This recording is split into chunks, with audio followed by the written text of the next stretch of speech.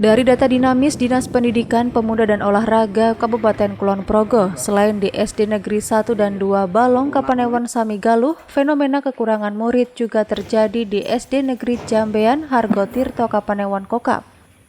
Di sekolah SD Negeri Jambean ini jumlah peserta didik baru hanya berjumlah 4 orang tahun ini. Tahun kemarin hanya 3 orang dan tahun sebelumnya malah hanya 2 siswa. Suwarni, Kepala SD Negeri Jambean mengatakan penurunan jumlah siswa terjadi semenjak beberapa tahun lalu. Fenomena ini dipengaruhi oleh jumlah anak usia sekolah yang mengalami penurunan setiap tahunnya. Akibat minimnya siswa ini pun berdampak pada penerimaan dana BOS yang didapat sekolah. Angka penerimaan dana yang turun ini membuat guru-guru harus patungan saat terjadi kekurangan dana untuk operasional siswa.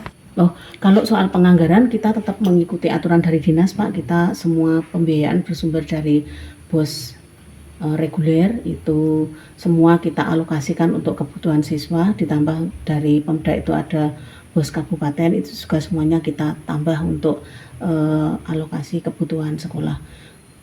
Kita tidak pernah sampai menggunakan biaya di luar anggaran. Kalau toh itu jumlah itu tidak tercukupi, kami dari Bapak Ibu Guru semua spontanitas untuk mencukupkan semua kebutuhan. Kendati terjadi penurunan penerimaan dana BOS yang berasal dari pusat dan daerah, pihaknya tetap mengoperasionalkan sekolah sebagaimana mestinya.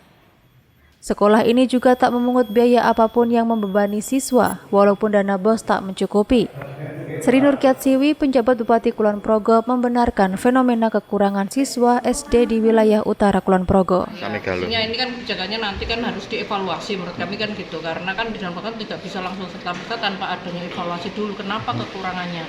Apakah dari kita juga harusnya kan nanti akan kita lihat sebetulnya potensi dari anak didik kita, karena kan jarak sekolah, jarak dari sekolah dan di kawasan itu ada beberapa sekolah.